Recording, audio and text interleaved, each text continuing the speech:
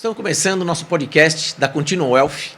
Estou aqui, me chamo Marcelo Presotti. Mas vamos fazer um bate-bola um pouco diferente. Gabriel, eu apresento você, você me apresenta. Acho que vai ficar mais dinâmico, mais para descontrair um pouquinho o nosso assunto. Aceito a missão. Meu nome é Gabriel Vaccari, vou começar apresentando aqui meu amigo e parceiro Marcelo Presotti. Ele é especialista na parte de seguro de vida, quantificação de risco, reestruturação societária voltada para um planejamento também patrimonial. E é isso. Vamos lá, bora passar a bola para mim. Gabriel Vaccari, meu grande amigo, meu parceiro. Estamos nessa empreitada junto de levar conhecimento para os empresários, para as pessoas patrimonialistas, advogado, especialista em sucessão patrimonial, formação de holding, offshore, trust, reestruturação contratual. Acho que não precisa falar muito nisso, acho que durante o assunto o pessoal vai começando a entender um pouquinho, né? Eu gosto sempre de falar como a gente se conheceu. Muitas pessoas perguntam, né? Poxa, vocês são amigos desde quando? Não faz muito tempo que nós somos amigos, mas teve uma sinergia muito grande no nosso trabalho. Como eu digo, hoje a sucessão patrimonial é um assunto que muitas das vezes é falado de uma forma hoje de modismo, né? Falando sobre holding. Holding é para todo mundo, no holding não é para todo mundo, você tem que ter uma holding. Então, acho que a gente teve uma sinergia muito grande nessa parte de transparência com os clientes, né?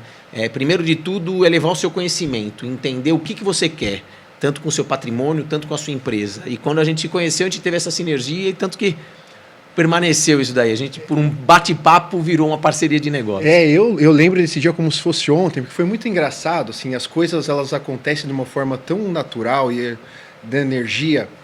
Porque assim, naquela semana que a gente se conheceu, um dia antes eu tinha postado um vídeo no Instagram justamente criticando os fanfarrões que vendem ali, holding para todo mundo e outras questões de charlatanismo.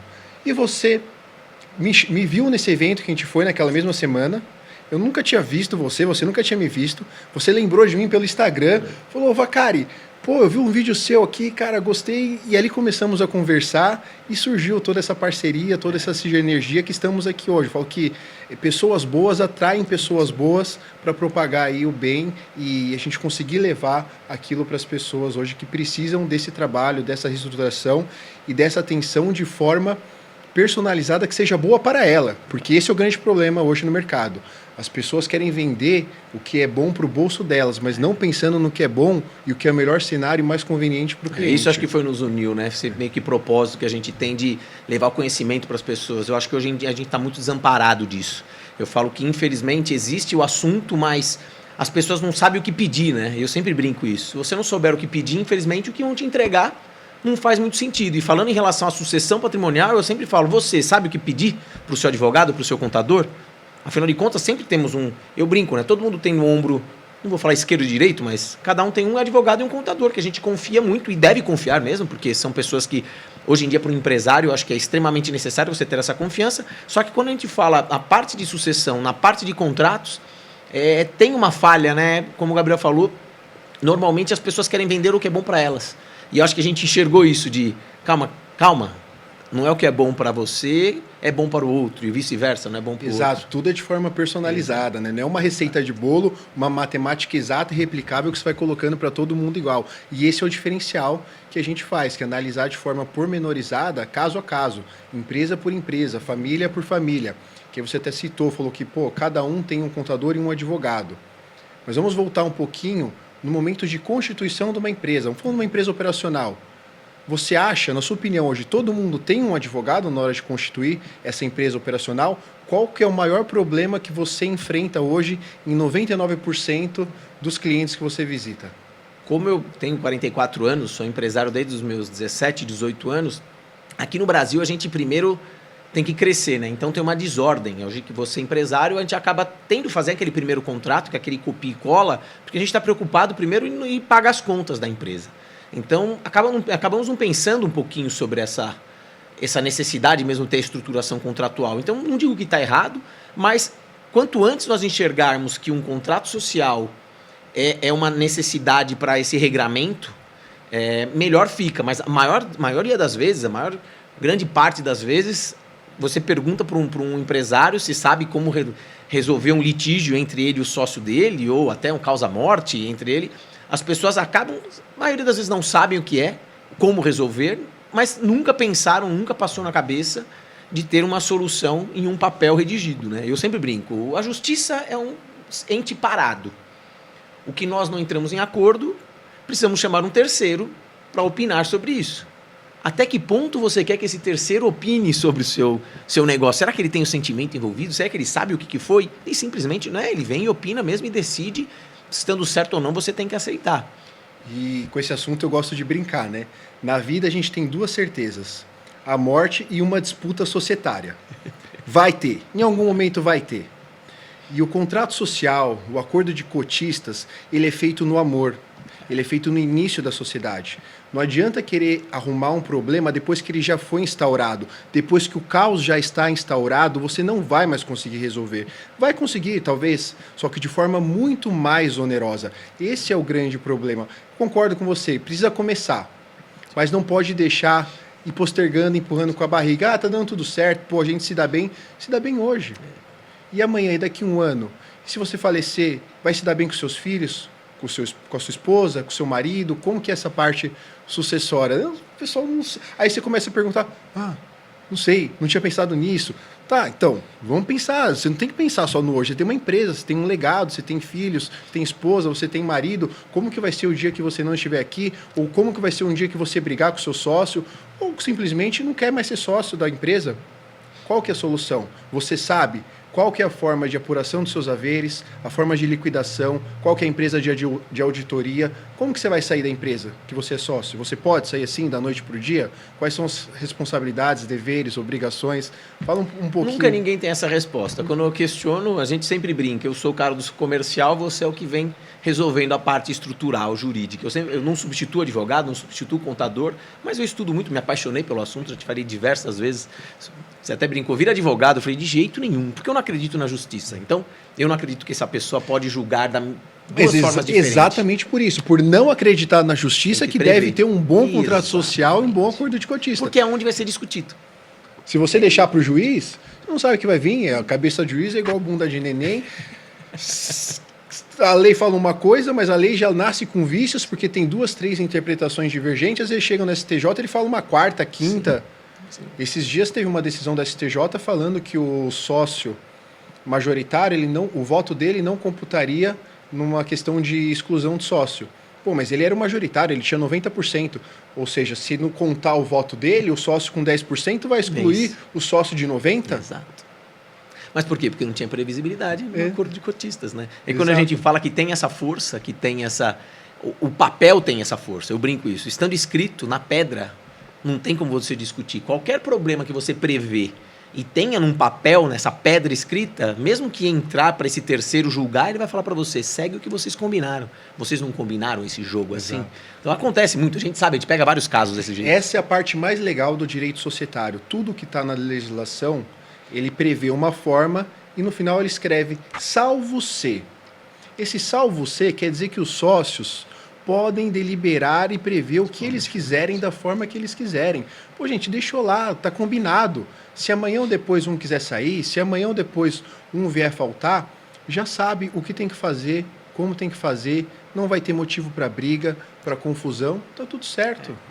E quando a gente vai mais a fundo em casos, né? Acho que é legal a gente começar a compartilhar um pouquinho de casos com vocês, os famosos cases, para as pessoas entenderem um pouquinho como é o nosso cotidiano, né? Conta de alguma dissolução de sociedade, né, parcial, saída de algum sócio com briga, porque não estava previsto em contrato social. Não, isso aí é recente, né? Eu fui visitar um cliente meu e ele falou, poxa, você devia ter me conhecido há 2 anos atrás. Estou com um litígio com um sócio meu, porque, teoricamente... esse sócio entrou com uma cota parte menor, mas ele entraria com trabalho. Só que não foi citado isso, que ele era um sócio-trabalho no acordo de cotistas, no contrato social, ou seja, cada um tem 50% da sociedade. Só que esse primeiro que está brigando, ele que colocou o dinheiro na frente. Resumidamente, ele vai ter que pagar por uma parte que não foi integralizada pelo outro, porque o outro não trabalhou. Como não tinha essa previsibilidade, ele ganhou 50% e estão em litígio. Há 2 anos estão em litígio. Ele está pensando em encerrar essa empresa. Só que essa empresa tem um custo, porque ele operacionaliza essa empresa, para abrir uma nova, custa R$500 mil. Para resolver esse problema, ele gasta 300. Será que vale a pena essa briga de 300 ou ele continua brigando pelos 300 e abre uma apartada com um novo CNPJ, continuando trabalhando? Então, assim, quando a gente fala sempre em litígio, Pode ser que fique moroso e pode ser que você pague mais. Tem outro caso, um cliente, no momento da dissolução da sociedade, ele quis fazer essa dissolução da sociedade, ele quis fechar a parte dele, na verdade, separar. O sócio tinha pego uma antecipação de R$200 mil. Tinha pego, ou seja, ele devia 200 mil. A cota à parte do cara valia 300. Ele deu mais 300 para o cara sair. Ele abriu mão dos 200 da dívida, porque simplesmente ele só não queria mais estar com a pessoa. Toda a sociedade, né, Vacari? Acho que todo mundo conhece alguma sociedade que eu nunca ouvi falar, pelo menos, você tem uma sociedade que você comece com uma inimizade. Normalmente é uma amizade, ou amizade mesmo, de amigos, de pessoais, igual ou casamento. Pelo menos uma sinergia no negócio. Sim. Todo mundo começa assim. E uma dissolução? Eu conto nos dedos alguma dissolução que continuam amigos. Assim, a vida é feita de conflitos. A gente cresce no relacionamento dentro de casa, no relacionamento empresarial, com os conflitos. Sim. E se não tiver na sociedade, a gente consegue prever ainda como que vai resolver esses conflitos e torna eles um pouco menos dolorosos. E aí talvez consiga mitigar um pouco essa situação. Mas você que é empresário, que está assistindo, pega o seu contrato social, olha para mim, se você quiser sair, ou se o seu sócio pedir amanhã para sair, qual que é a forma de apuração de haveres? Fluxo de caixa, balanço especial de determinação, qual que vai ser a forma de pagamento, em quantas parcelas, qual a forma de correção, qual que é a empresa de auditoria que vai fazer a avaliação, o valuation da sua empresa? Tem isso no seu contrato social? Provavelmente não, 90% não tem. Então você vai enfrentar um grande problema se essa situação ocorrer, tá? E retirada imotivada de sócio está previsto na legislação. Qualquer um pode pedir para sair, basta avisar com antecedência. Não tem como você obrigar alguém a se manter associado, sócio da sua empresa. Aconteceu recentemente isso aí também. Um dos sócios, a empresa estava numa estrutura de crescimento, eles programaram aportes, eles não distribuiriam os dividendos, ficando para a empresa para esse crescimento. Então imagina você, vai para sua casa tranquilo, crescendo a empresa, nossa empresa está crescendo, já prevendo daqui 2 anos a gente de tamanho X. Do nada eu quero sair. Teoricamente, a empresa vai dar uma diminuída porque não vai ter esse trabalho, a gente deixando de trabalhar junto, não vai ter mais essa rentabilidade, ou seja, não conte com esse dividendo, esse lucro, porque a empresa vai diminuir. E simplesmente eu pedi meu dinheiro de volta. É outro litígio a se tratar. Então se você tem algum problema previsto, se você imagina algum dia ter, ou pelo menos imagine, eu sugiro você imaginar esse problema societário, tem formas de resolver isso. Você pegando um especialista, você falando com algum especialista, tratando isso dentro do acordo de cotistas, antecipa-se esse problema. Marcelo, mas eu vou ficar falando para o meu sócio que eu vou brigar com ele. É melhor você fazer simulações, ou seja, trabalhar sobre a não verdade do ato, do fato, do que esperar acontecer. Afinal de contas, se você caiu num abismo, eu não sei se alguém já voltou, né? Você cai sem paraquedas, pelo menos que caia com paraquedas. O advogado, Marcelo, para você que está assistindo, o papel do advogado é prever todos os cenários possíveis e sempre os piores cenários. A gente faz, como eu já disse aqui, a gente faz pensando na dor, não no amor. Se tudo fosse amor, tudo fosse belo, maravilhoso para sempre, não precisaria de advogado, não precisaria de contrato social, de nada. Mas o que a gente faz, o que a gente precisa fazer é pensando todos os possíveis problemas. Então já tem que prever isso desde o início. Vamos dar uma provocada aqui, vamos fazer algumas perguntas para o pessoal que está assistindo, que é empresário, que provavelmente eles não sabem essas respostas. Começa com uma aí que depois eu emendo em outra. Vamos lá, Marcelo. Quais são... O sócio tem obrigação de trabalhar na sociedade? Não tem obrigação. Então, e agora explica juridicamente por que não, que é o legal. Mas fala mais em português. Português. Vamos trazer para o nosso passo. Sócio é sócio. Sócio não tem obrigação de trabalhar na sociedade. Ah, mas o sócio aqui, os sócios trabalham. Tá bom. Tá escrito no acordo de cotista qual que é a função e as obrigações de cada um dos sócios? Meu amigo, se não tiver, amanhã ou depois, seu sócio, sua sócia, fala assim, tô indo embora, eu vou morar em tal lugar, final do ano você paga meus dividendos porque eu não quero mais trabalhar. Ela tá errada? Ele tá errado? Não. Agora, se você tem um contrato social, um acordo de cotistas prevendo quais as funções e obrigações do sócio, beleza, aí você pode cobrar. Se não tiver, tchau, tô indo para fora do país, me paga dividendos no final do ano. Provoque, você olha no seu contrato social, vê se o seu sócio está determinado o que é cada um, a função de cada um. É provocante porque é o que eu falo. Parece simples. Sim.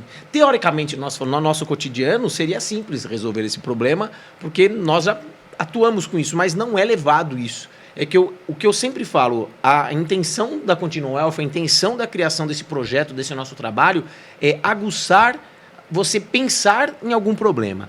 Quando a gente fala em sucessão, sucessão é sobrevida, tá? Na minha cabeça, a sucessão é levar o máximo de patrimônio para os seus herdeiros, seja na pessoa física ou só pessoa jurídica. Na verdade de contas, está tudo ligado ao meu nome, se você for imaginar. Utilizando as melhores ferramentas jurídicas e contábeis, respeitando a lei. Eu acho que a função de toda essa estrutura é essa, né? Se você pode estar em sucessão, a sucessão não se faz. A sucessão você está. Eu sempre brinco, eu quero sempre ganhar mais dinheiro, então eu sempre vou ter que racionalizar como esse dinheiro vai ser tramitado para minha família, vai ser transportado para minha família. Então, cada vez eu vou querer ganhar mais. Então, esse problema tende sempre a aumentar. E nós, como profissionais, nós vamos tentar segurar essa rédea, usar as estruturas de ganhando dinheiro e transferindo, ganhando dinheiro e transferindo.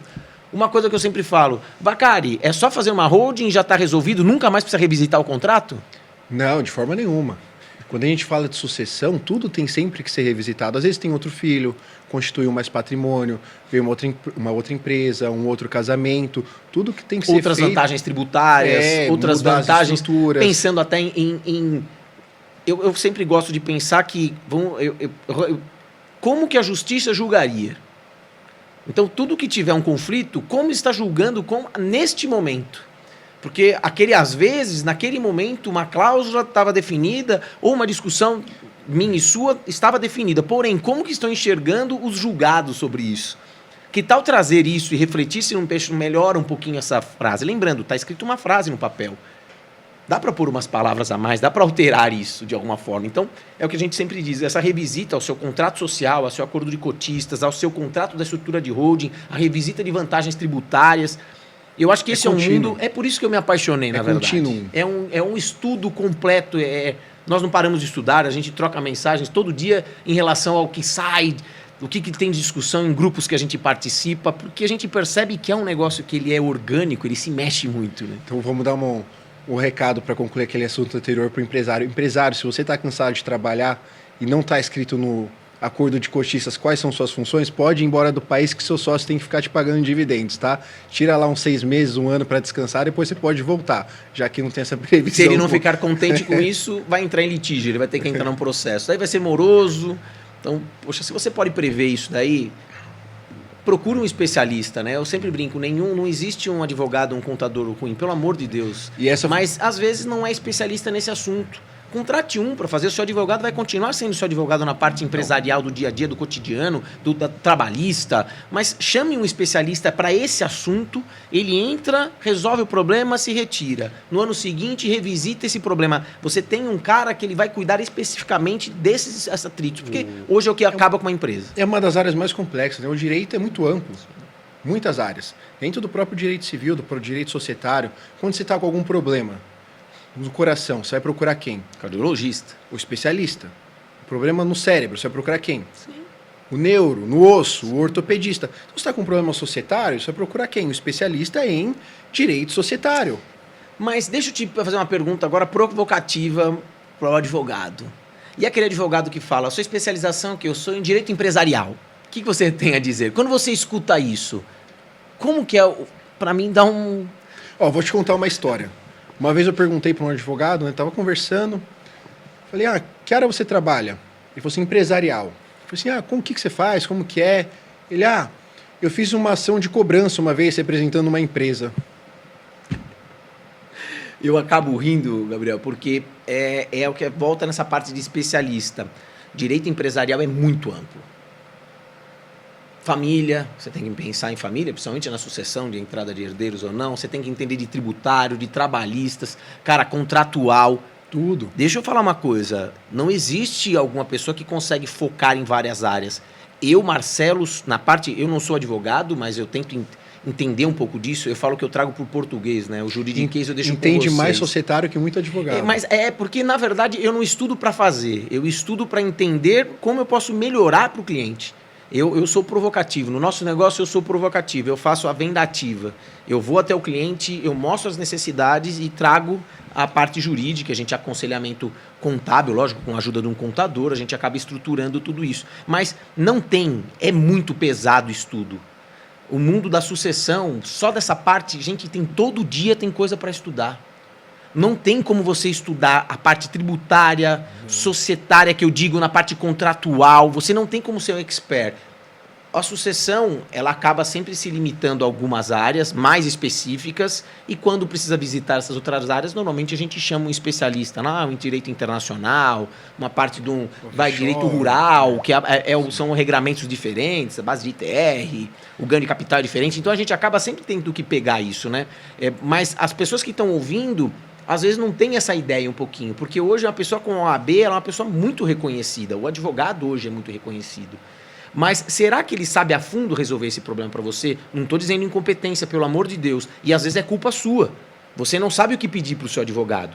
Normalmente essas pessoas, a maioria dos advogados que eu converso com isso e contador, eu falo, o cara só te procura quando ele já está com um problema. E normalmente não vai ter uma solução tão saudável. Por isso que eu gosto de ser esse consultivo, de mostrar antes do problema acontecer. É melhor você tomar o remédio, né? É melhor prevenir do que remediar. É sempre essa ideia, estrutura, né? Vamos então para a segunda provocação? Vamos lá. Você empresário, você quer vender as cotas da sua empresa para um terceiro. Você pode vender? Seus sócios têm direito de preferência? Como que funciona? Você sabe o que está no seu contrato social? E aí, Marcelo? Eu pego alguns contratos, né? A gente acaba sempre lendo, né? Que eu faço a pré-leitura, depois eu trago para o Gabriel. Tá escrito lá que tem que dar preferência pro sócio. Quanto tempo ele tem que te responder? Como que é calculado isso? Eu posso vender para quem eu quiser? Será? Não quero mais ser sócio, eu pego minhas coisas e vendo para o outro cara aqui. Será que eu posso? Eu vendo para o meu concorrente. Onde está previsto que não pode? Agora complementa no juridiquês, né, que é o mais legal. Em português. Primeiro ponto. Não existe direito de preferência na lei. Ou seja, se não estiver disposto no contrato social, os sócios não têm direito de preferência a ser exercido. Tá? Segundo ponto. Se houver oposição de mais de 25% do capital social, não pode vender para terceiro. Terceiro, que sempre falta nos contratos sociais. Qual que é o tempo para a resposta para exercer o direito de preferência? Qual que vai ser a forma de avaliação dessa proposta que foi feita? Existe o direito, a cláusula do tag-along? O que é o tag-along? É o direito de venda conjunta. Tudo bem, você vai vender, mas ele só pode comprar se ele comprar toda a empresa, não só nossa. Ou então até drag-along, que é para proteger também os minoritários, não tem. Então a gente pega... É porque ninguém conhece. É muito raso. É que quando a gente pensa um pouquinho nessa estrutura, não é que me proíbe de vender a minha parte, mas o contrato prevê essa fechar, impedimento, mas nada impede de você gostar desse cara que eu estou vendendo a minha parte e aceitar ele. Porque lembra, a justiça não vai ser aguçada, porque você aceitou de boa fé, de bom grado, essa pessoa pagou isso para a sociedade, ou seja, ele entrou com dinheiro na sociedade, ou pagou para mim diretamente, ou ele aportou e fez redução, e aí contabilmente a gente tem várias estruturas, mas pagou o que eu tinha de direito. Vocês aceitaram agora vocês dois serem sócios, a partir de agora é conversa entre vocês. Reestrutura de novo a parte de acordo de cotistas, tudo. Mas o que a gente fala, é sempre bom fechar a possibilidade, porque você, lembra, pessoa jurídica era uma pessoa. Toda empresa foi criada para ela ter perpetuidade. Nós não criamos uma empresa para fechar. Não criamos essa estrutura para fechar. Então, como que a gente faz a perpetuidade? Preserva a empresa. A empresa não foi feita para dar lucro ao sócio. Ela foi feita para ela crescer. Ela pode gerar lucro ao sócio. Então, por que a gente não deixa essas cláusulas fechando um pouco mais, protegendo essa pessoa e, se de acordo os sócios, de bom grado, essa parte pode ser vendida, né? Falando de cessão de cotas ainda. Um assunto extremamente perigoso. Você, empresário que está assistindo, preste atenção na questão de cessão indireta de cotas. O que é isso? Vamos lá, Marcelo, a gente tem aqui uma sociedade operacional. Eu tenho a minha hold controladora que é sócia e você tem a sua hold controladora que é sócia. Ou seja, você poderia vender as cotas da sua holding e eu poderia vender as cotas da minha holding. Um acordo de cotistas nesse cenário tem que vedar cessão indireta de cotas, diferente de quando a gente está junto aqui no operacional, que já tem a vedação. Mas quando vai cada um para a sua controladora, eu preciso ter um plano de governança corporativa, um acordo de cotistas ainda mais específico para vetar a cessão indireta de cotas. Por que indireta? Porque eu estou cedendo as cotas dessa operacional, mas através dessa controladora. Sim. As pessoas acabam não entendendo um pouquinho aonde vem a brecha, né, para os advogados com mais expertise ganhar essa causa para o cliente. É que eu brinco, infelizmente alguém sempre vai ser lesado. E normalmente o melhor advogado é o que defende o seu cliente da melhor maneira possível. Né? E é normal a gente ver, eu estava esses dias falando até com um advogado, ele falou, compramos a parte da outra sócia, deu até dó. Mas eu estava do lado da parte que estava comprando com a vantagem e nem acabei falando, que contratou um advogado que não tinha conhecimento nenhum, nem de como se calcular valuation, você não precisa saber realmente como se calcula isso, mas tem esses problemas societários que você pode resolver e você prevê que dentro da empresa, nesse exemplo que você deu, você consegue regrar essa empresa operacional.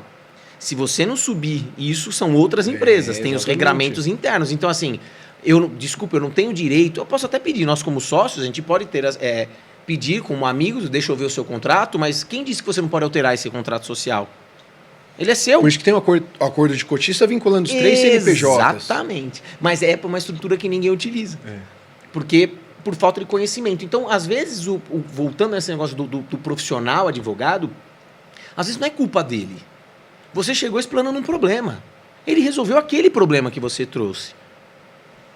Não é por incapacidade. Você não soube expressar. Ele falou para você. Você vai no médico e fala, doutor, estou com dor no ombro direito. Você não fala que está com dor no joelho esquerdo. Ele tem a obrigação de cuidar do seu joelho esquerdo. Quando você trabalha, como nós trabalhamos em prevenção, nós fazemos um check-up geral. Trazemos todas as dores do cliente e começamos a ordenar qual dói mais, resolve primeiro. Então, se você tem uma dor estrutural, procure um especialista para ele fazer esse check-up seu e te mostrar como que resolve, que não é o que acontece no mercado. Por isso que tem muita brecha. Eu não gosto de julgar o trabalho do profissional advogado, do profissional contador, não. Você pagou ele para resolver aquele problema. Lembra a dor no ombro direito. Resolveu minha dor? Eu não tenho culpa. Você não tem culpa da minha dor no joelho esquerdo, entendeu? Então, eu sempre brinco que, por que não, já que você vai perder tempo resolvendo isso, tente resolver o máximo possível de problemas, né? Que é o que a gente acaba sempre tratando no nosso trabalho. Vamos então para a terceira provocação do empresário. Empresário, se seu sócio falecer, os herdeiros, a esposa, o marido, os filhos vão ingressar e virarem seus sócios? Se isso for vetado no contrato social, como que vai ser pago a parte deles? Você tem liquidez, você tem caixa para pagar os herdeiros do seu sócio falecido? E vem aqui, presta atenção. Não existe pagamento pelo valor nominal das cotas, tá? Você pode escrever lá no seu contrato social, lindo, maravilhoso. Ah, se o sócio falecer, eu vou liquidar as cotas do herdeiro com base no valor nominal das cotas do capital social. Esquece, isso não existe, isso não se sustenta e isso não é válido. Os herdeiros não assinaram o contrato social, os herdeiros não assinaram o acordo de cotistas, essa cláusula é nula perante eles, é inaplicável perante eles. Os herdeiros têm direito de receber o valor das cotas de acordo com o valuation da empresa. Então vai ter que ter uma avaliação e vai ter que ter um pagamento com base no valor de mercado que vier a ser apurado. Seja se estiver previsto no contrato social a metodologia, a empresa de auditoria, senão vai ser através de uma perícia judicial. Você não vai pagar as cotas do seu sócio falecido com base no valor nominal de cotas. Acho que esse é o calcard aqui, que eles acham que está tranquilo. Elas acham que está tranquilo. Que o sócio faleceu, tem lá 10 mil reais de cotas, vai pagar 10 mil reais para os herdeiros, a empresa vale 10 milhões. Você viu o caso do Biscoitos Globo? Se você tiver interesse, procura. Biscoitos Globo, aquele do Rio de Janeiro, que é famoso, todo mundo come na praia. Aconteceu exatamente isso. Morreu um sócio, eles queriam dar só a parte do valor do capital social da empresa. Está brigando em litígio se bobear até hoje. Então, é uma área, essa é a minha área, né? A parte essa é a parte que eu domino mais e foi a área que eu entrei Conta um pouquinho pra gente dessa área, do que você já viu e quais as soluções que você tem. Eu sempre falo o seguinte, na ausência de um dos sócios, tem 3 soluções existentes para isso. Por mais que você descreva cláusulas diferentes, vai sempre cair nessas 3, né? Ou a empresa vai se desfazer, vai acabar essa empresa. Na minha cabeça, e para fechar uma empresa hoje, você tem que pagar toda a parte tributária, vai ter custos tributários, custos trabalhistas, a valor presente, que para a gente só dar baixa no CNPJ, se fazer isso. Tanto que, assim, eu entrei nesse mercado por causa do negócio de seguro de vida, né? Eu falo que seguro de vida no Brasil é mal visto, por causa que quem comercializa, infelizmente, aquele produto goela abaixo, mas é o dinheiro mais barato que vai cair do céu para você resolver um problema nesse sentido. Mais barato e mais rápido. Então, assim, para encerrar uma empresa, precisa de dinheiro hoje? Você quer sair do seu bolso ou que cai do céu? Não sei, nunca perguntei, nunca tive outra resposta diferente. Então não é melhor você prever isso e fazer algum seguro que preveja isso? Não é qualquer seguro, tá, gente? Tem que ter alguns seguros que tenham um embasamento melhor, alguma situação melhor. Mas sim, para encerrar uma empresa, precisa de dinheiro. Segunda situação, liquidação de cotas. Então, ou a empresa encerra, não encerrando a empresa, ela cai para os dois âmbitos para ela se permanecer viva. Ou o sócio que faleceu é retirado da empresa, liquidando as cotas, e teoricamente a base de lei, a valor de mercado, aí volta nesse assunto que você fez, sim, não liquidando as cotas, aí sim aceita herdeiros. Muita gente pergunta, mas eu vou ter que pedir, convencer o herdeiro a não entrar. Não, você precisa liquidar as cotas dele. Mesmo que não esteja previsto no contrato isso, a base de lei é essa ordem que acontece. Porém, é sempre melhor ratificar nessa situação. Então vamos lá, para encerrar a empresa precisa de dinheiro cair do céu. É melhor gastar o seu ou de alguém? De alguém. Para liquidar a cota, nossa empresa vale 10 milhões. Você tira onde 5 milhões? Marcelo, eu tenho 5 milhões. Certeza, Gabriel, que você está prevendo ter 5 milhões, que você ia comprar uma casa, ou ia prever sua aposentadoria de uma renda passiva disso? Você vai querer entregar para minha família isso? Ou é melhor a gente fazer um seguro cruzado, no qual a empresa recebe esse dinheiro, então a empresa nossa vale 10 milhões, a gente põe um seguro de 5 milhões para mim, uma de 5 milhões para você, quem recebe é a empresa, para liquidar as cotas. Então, se eu vier a faltar, lógico que vai ter que levantar a parte de levantar os haveres, entender quanto vale a empresa, mas a empresa recebe 5 milhões. Contratualmente, a gente prevê o que vai fazer com esse dinheiro, você liquida as cotas, então para minha esposa você dá o que é de direito dela, os 5 milhões, e você é dono sozinho numa empresa de 10 milhões. Quanto você pôs do bolso? Nada.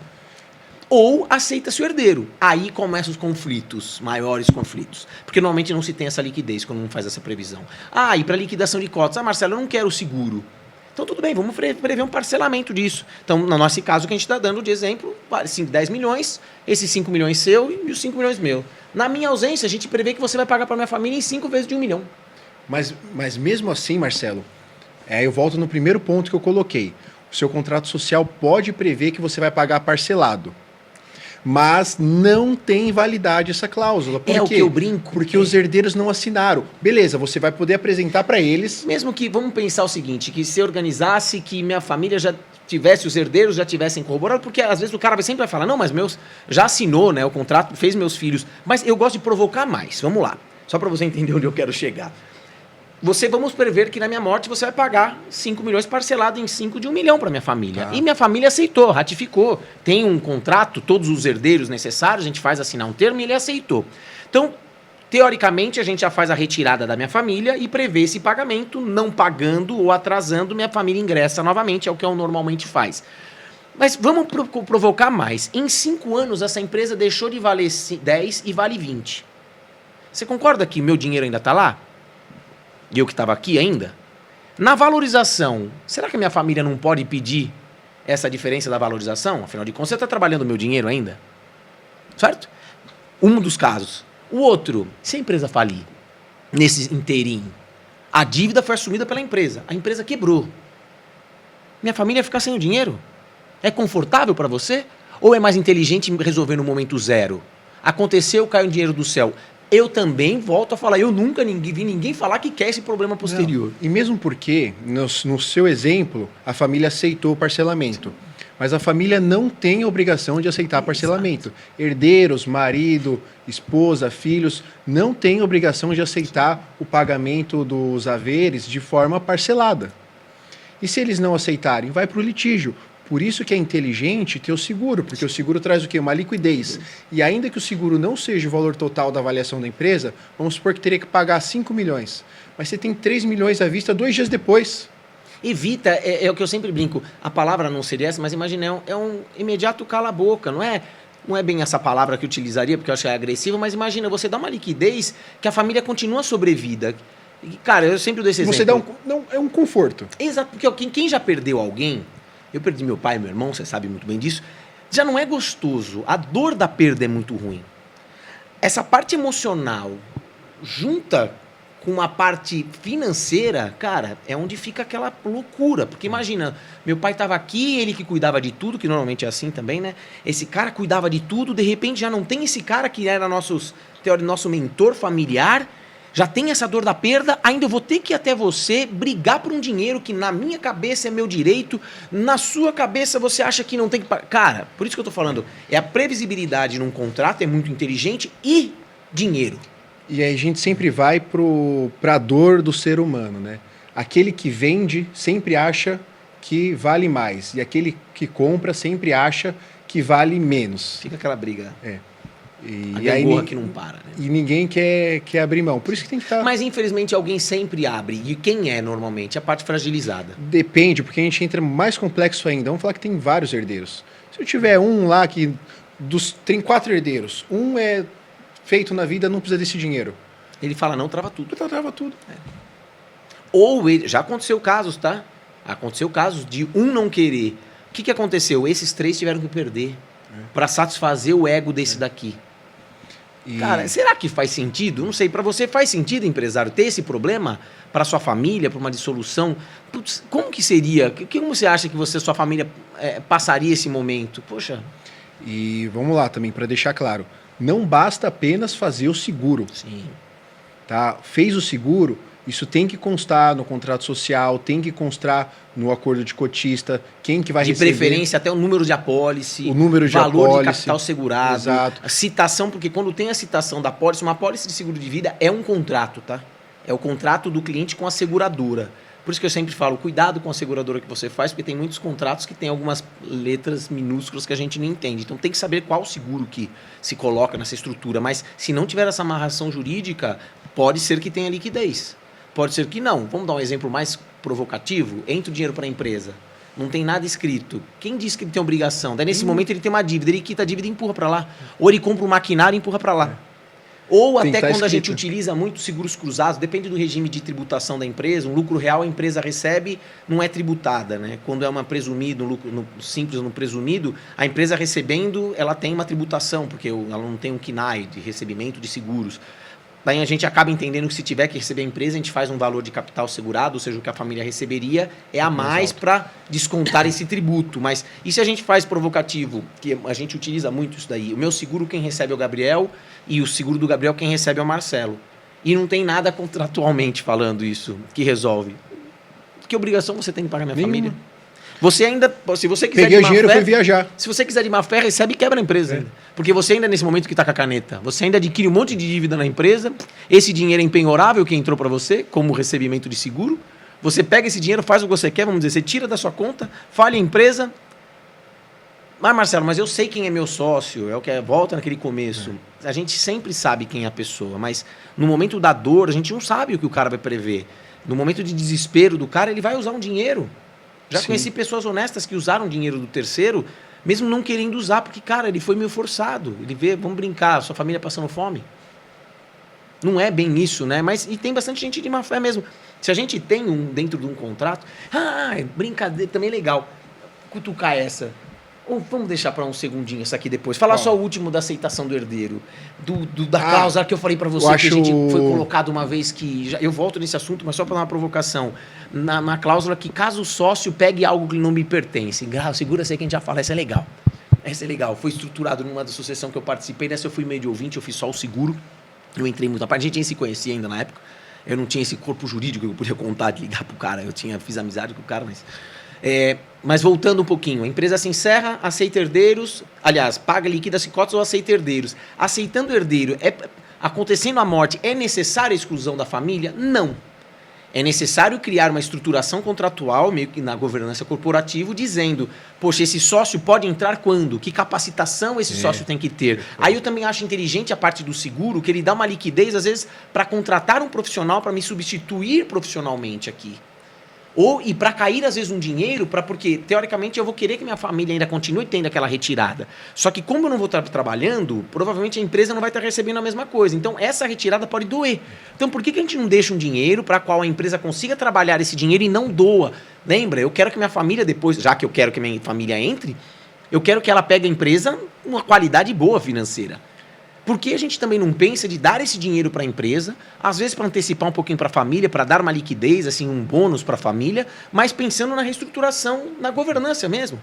Pondo cláusula, aí entra um pouquinho mais cláusulas de governança, que é um mundo que é bem à parte, mas é bem gostoso. Vamos deixar esse exemplo um pouco mais claro. Por exemplo, você empresário é médico, tem uma sociedade de médicos, você tem 3 filhos, só um fez medicina. Você pode flexibilizar essa questão no contrato social. Ó, os herdeiros não ingressarão na sociedade, salvo meu filho João, que fez medicina, desde que ele termine o curso de medicina, se forme, ele poderá ingressar na sociedade. Sim.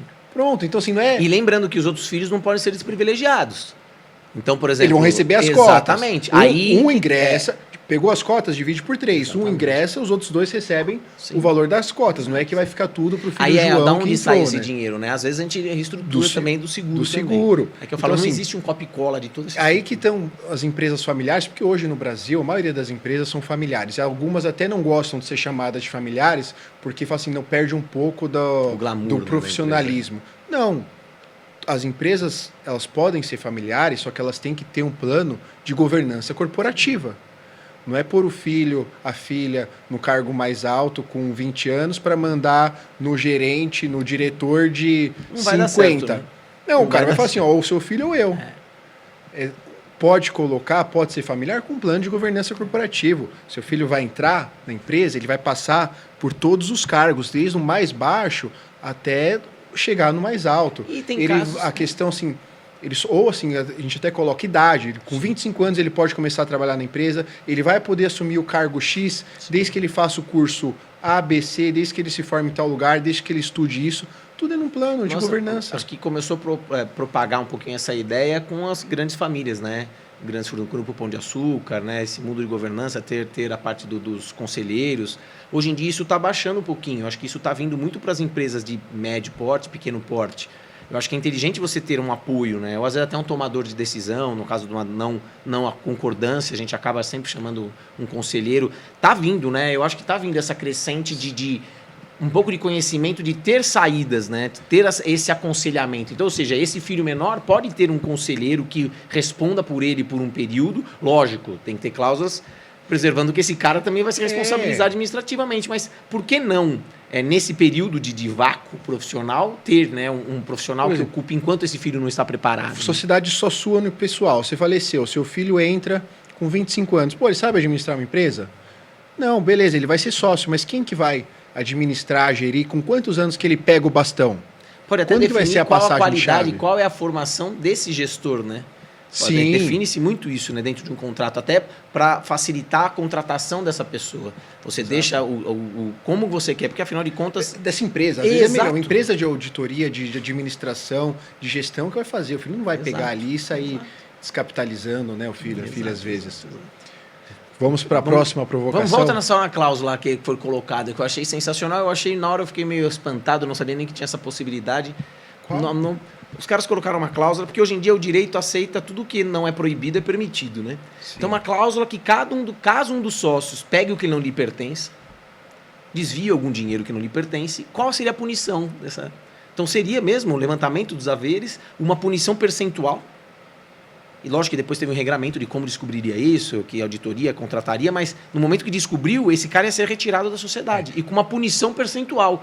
Gabriel, você acha que hoje um sócio com uma cláusula bem redigida desse jeito, ele teria vontade de mexer no dinheiro que não é dele? Não, de forma alguma. E é o que a gente acaba prevendo. Porque assim, mesmo na exclusão de sócio, ele tem direito à apuração e recebimento dos haveres.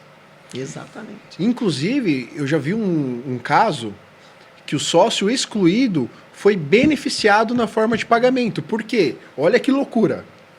Veja isso, empresário, como o contrato social é a base de tudo. O contrato social previa que na retirada imotivada de sócio, o pagamento seria feito em 60 parcelas, com avaliação pela metodologia de balanço especial, correção pelo IPCA, na retirada imotivada.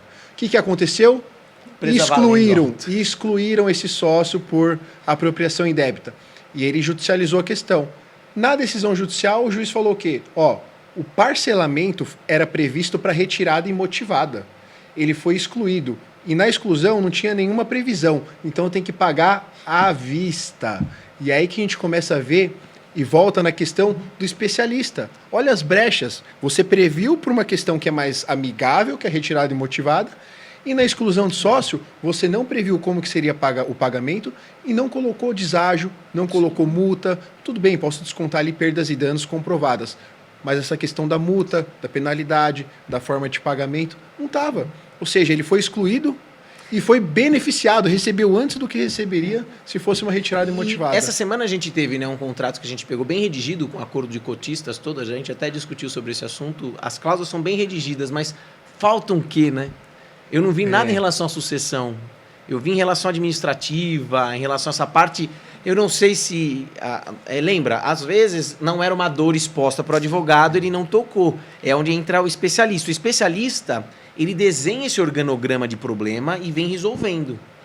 Mas, na minha cabeça, a cláusula de sucessão, principalmente morte de sócio, essa dissolução em vida, deveria ser cláusulas primárias. Aí você tocou, Marcelo, num ponto extremamente fundamental.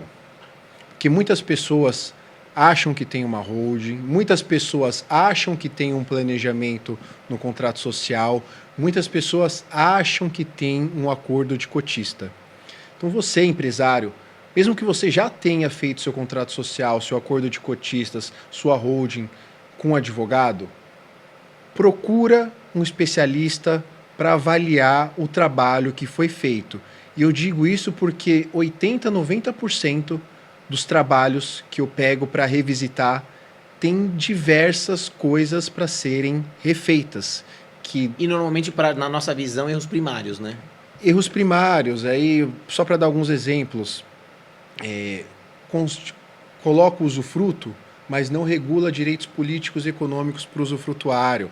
Coloca a sede da holding, falando de patrimonial, um dos ativos da empresa, um dos imóveis da empresa. Na hora da venda, de vez de tributar a receita operacional, vai tributar ganho de capital de 34%, mais que na pessoa física. Então, assim, são erros que parecem e que são primários, mas que podem trazer um imenso prejuízo para a família. Então, mesmo que você já tenha, procura um especialista, pede para revisitar e te apontar eventuais falhas e melhorias do seu contrato social, do seu acordo de cotistas, da sua holding patrimonial. Eu acho que vale a pena ter essa cautela, ter esse double check, porque é igual você falou do seguro, que o seguro ele perdeu um pouco da credibilidade, porque o mercado tem ali gerente vendendo coisa que é bom só para quem vende, só para comissão. Sim. A mesma coisa no mercado de planejamento societário, principalmente no mercado de planejamento patrimonial. A famosa holding. Então, hoje, a internet ela é poluída com informações sobre holding que estão erradas, que não fazem sentido. Eu vou dizer que são picaretagens. Né? Você gosta dessa palavra. Eu gosto. Eu bato bastante na internet. Eu bato porque eu acho que é o meu papel social. Eu tenho que mostrar para a sociedade que está errado. Porque tem muita gente sendo enganada por charlatão da internet, querendo só enriquecer. Sim. E entregando uma porcaria para a pessoa, às vezes o que ela nem precisa. Vende uma holding para a pessoa, mas ela não precisaria. Para ela bastaria um seguro, uma doação em vida, um testamento bem redigido. Então a gente também enfrenta esse problema no mercado de planejamento societário e patrimonial. E agora, ainda mais esse ano, né, com a reforma tributária, a gente está enxergando bem que tem muita gente falando, vai aumentar o tributo, é como se você fosse morrer amanhã, né, aquele negócio. Vamos resolver tudo, já vamos tirar tudo do seu nome hoje. Eu gosto sempre de pensar, faz sentido, não faz? Às vezes, por mais que você tenha uma economia tributária para fazer pelas vantagens, né, não vamos entrar muito em detalhe, isso aí em algum momento a gente bate mais um papo mais a fundo sobre essas partes de tributo, mas será que realmente, mesmo você pagando mais, não é melhor você fazer ponderadamente? Então, são aquelas coisas, na minha cabeça, a conta matemática não fecha. Eu quero saber quanto eu tenho que ter lá na frente.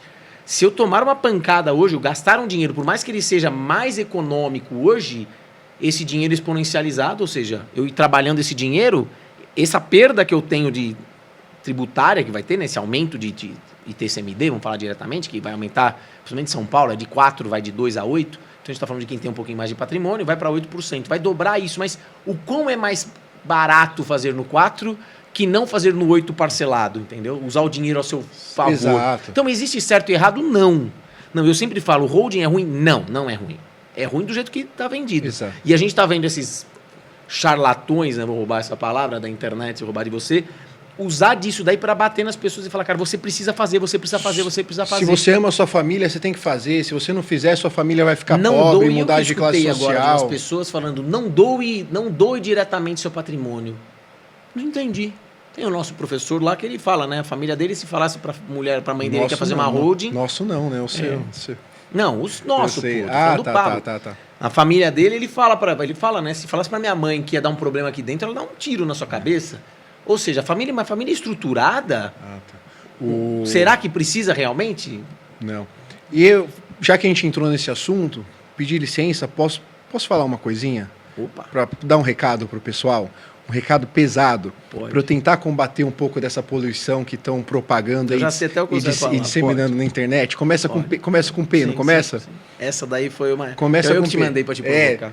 Eu fiquei nervoso aquele dia, cara. Eu não consegui nem mandei para você na hora. Eu não consegui nem dormir vendo aquele negócio. E depois daquele começou a vir um monte. Você que não está entendendo, eu vou te explicar. Presta atenção nesse nome. Procuração em causa própria. A maior pilantragem e picaretagem que estão vendendo na internet. O que eles falam, Marcelo?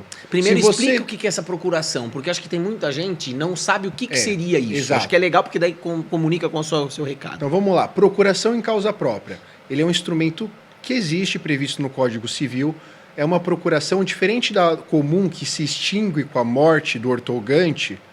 A procuração em causa própria ela é irrevogável, irretratável e não se extingue com a morte do ortogante. Por exemplo, você passou para mim. Tá? Isso existe. Só que o que começaram a fazer? Pegaram esse documento e começaram a desvirtuar ele para uma finalidade, para uma fraude, dizendo assim na internet: você não precisa fazer uma holding e você também não precisará fazer um inventário.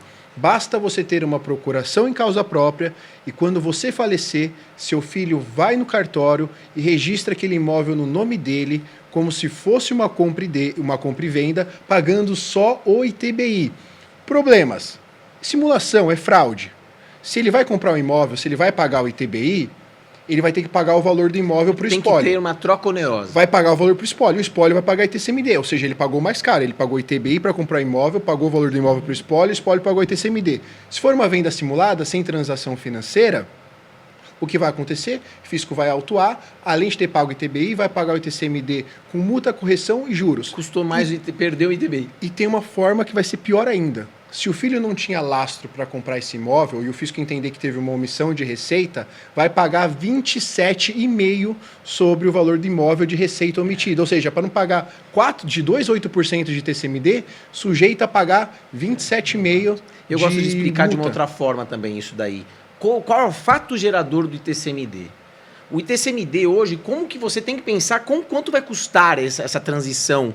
Porque o ITCMD é o Imposto de Transmissões Causa-Morte ou Doação. Ou seja, seja uma doação em vida ou essa doação na morte, vamos dizer que não é uma doação, mas essa causa-morte é como se fosse da pós-morte em ter uma doação, é o mesmo tributo. Como que ele gera? Qual é o momento que ele gera? A hora que ele sai qualquer patrimônio ou cotas de empresa, o que estiver ligado à sua declaração de imposto de renda pessoa física. Então lá, do Gabriel tem casa A, B, C, dinheiro tal, XPTO, e lá em cima também tem as cotas da empresa. Isso aqui também vai ser inventariado. Por mais que você tenha essa procuração em cláusula própria, ele deu a destinação do patrimônio. Ou seja, você disse que na morte será do meu filho. E ele pagará como se fosse uma compra para quem? Para esse espólio. Porque ele tem que, mesmo que ele seja o direito disso, mas o ITCMD vai ser gerado. Sim, de qualquer forma. Imagina o seguinte, do nada apareceu no seu filho, na declaração do imposto de renda do seu filho, apareceu um patrimônio. Isso que gera. Se não for comprovado que teve uma compra desse patrimônio, ou seja, não teve essa troca onerosa, vai ser a doação, ITCMD. Além de ter pago o ITBI. Neste caso, além de tudo, você comprovou que você está vendendo para ele um pós-mortem. Ou seja, você tem que pagar quem é direito. Ah, mas quem tem direito é ele mesmo. Peraí. O espólio não se encerra o inventário, teoricamente, né? Porque a gente tem essas discussões que a Secretaria de Fazenda pode entender que esse dinheiro, esse patrimônio sumiu, ele deixar passar, mas tem o tempo depois de fiscalização. Ou seja, mas ele vai ter que pagar para esse espólio e nesse momento incorrer o ITCMD. Então, aliás, o ITBI, o ITCMD posterior, então pagou o ITBI da posse, porque ele teve que ir no cartório e vai pagar. É o que eu digo. Cara, o advogado tem uma cabeça tão boa, por que ele não pensa pro lado bom? Então, você empresário, quando você vê alguém falando procuração em causa própria para não fazer holding, para não fazer inventário, ou quando você vê alguém falando que holding é para todo mundo, que se você não fizer uma holding, sua família vai ficar pobre, eu vou te dar uma dica, vai lá nas 3 bolinhas, clica em bloquear conteúdo indesejado, você não vai estar perdendo absolutamente nada. Faça esse favor para a sociedade, para o algoritmo parar de entregar essas picaretagens. Porque essa pessoa vai querer te vender algo depois. Ele fala, clica aqui, está interessado? Clica aqui. Clica lá para você ver se é de graça essa informação, se ele vai fazer para você de graça, ou se ele vai pagar caso deu prejuízo, né? Eu acho que a gente está vivendo esse momento de sem responsabilidade jogar essa informação e as pessoas acabam comprando, mas a multa vem para essa pessoa, né? Quem tem que pagar depois, posteriormente, é esse desconhecido. Puxa, pelo desconhecimento. Foi o que nos uniu, essa revolta com essas pessoas que querem, poxa, de alguma maneira, ganhar um dinheiro esperando pelo problema posterior. Enganando os outros. Porque mais pra frente vai ter esse problema a ser solucionado. Já desapareceu e pronto. Exato. E a pessoa que gaste para resolver. Exato. Então, acho que estamos caminhando para o final. O que você gostaria de deixar aí de mensagem para o pessoal? Pô, legal. Vamos lá. Uma mensagem final para a gente entender um pouquinho. Você, empresário, presta atenção nas possibilidades que você tem de antecipação de algum problema seu. Seja do dinheiro cair no céu em relação a um seguro, procure um profissional que saiba fazer essa conta para o que dinheiro realmente resolva. Seja essa observação que você tem que ter em relação ao seu contrato social, o seu acordo de cotistas, tudo isso, sabe? Eu acho que a gente pode observar de uma forma que nós temos ferramentas para prever isso e evitar esse conflito. Procure algum especialista. Se precisar, estamos dispostos a bater um papo, mostrar um pouquinho, quem achar que faz sentido, né? Levo para você, depois a gente olha só para as considerações finais mesmo. O meu recado, Marcelo, hoje para os empresários, então você empresário que está assistindo, que viu esse podcast, por favor, isso eu peço, em benefício, é conveniente para vocês. Dê atenção para o contrato social, dê atenção para o acordo de cotistas, não deixe isso para depois, porque hoje está tudo bem. Espero que fique tudo bem para sempre. Mas preveja, esteja preparado para se algo não sair como planejado. Atue de forma preventiva, mitigando o risco. Não espere o problema chegar, porque se ele chegar e não tiver a previsão de como ele será resolvido, isso ficará muito mais oneroso para você, para sua empresa, e às vezes pode chegar numa situação de dilapidar, de quebrar, ir à falência. Então, saiba exatamente aonde você está pisando, como que cada problema poderá ser resolvido caso eles ocorram. Acho que deixar um spoiler do próximo bate-papo nosso, que agora vai ser uma coisa recorrente. Nós vamos tentar trazer algum empresário para ter um bate-papo, para ele mostrar um pouquinho as dores. A gente vai perguntando para ele, acho que vai ser legal. Alguém que já quebrou a cara. Não, ou quebrou a cara, ou umas... Vamos fazer umas pegadinhas com eles, que o nosso trata, a gente combina isso. Vamos jogar essas provocações, ver se ele sabe a resposta. Exato. Então, assim, para vocês entenderem, tá? Nós vamos dar continuidade nisso. As dúvidas, se vocês tiverem, poxa, que a gente puder esclarecer para vocês no nosso próximo programa, deixa escrito aqui pra gente, coloca nos comentários, se quiser mandar um direct pra gente no Instagram também. O meu é Marcelo_Presotti. O meu é gabrielvacari.adv. Deixa com a gente esse lado provocativo, qualquer dúvida que vocês tiverem em relação a essas picaretagens também. Nós gostamos do assunto, acho que vocês entenderam que nós gostamos desse esclarecimento para não ser enganado. Deixa aí embaixo essas perguntas que eu acho que enriquece o nosso bate-papo. Obrigado, Marcelo. Obrigado você que nos assistiu. Até o próximo encontro. Valeu, obrigadão, Gabriel. Cara, sempre satisfação estar com você aqui. Obrigado, galera. Contamos com a presença de vocês nos próximos bate-papos. Valeu.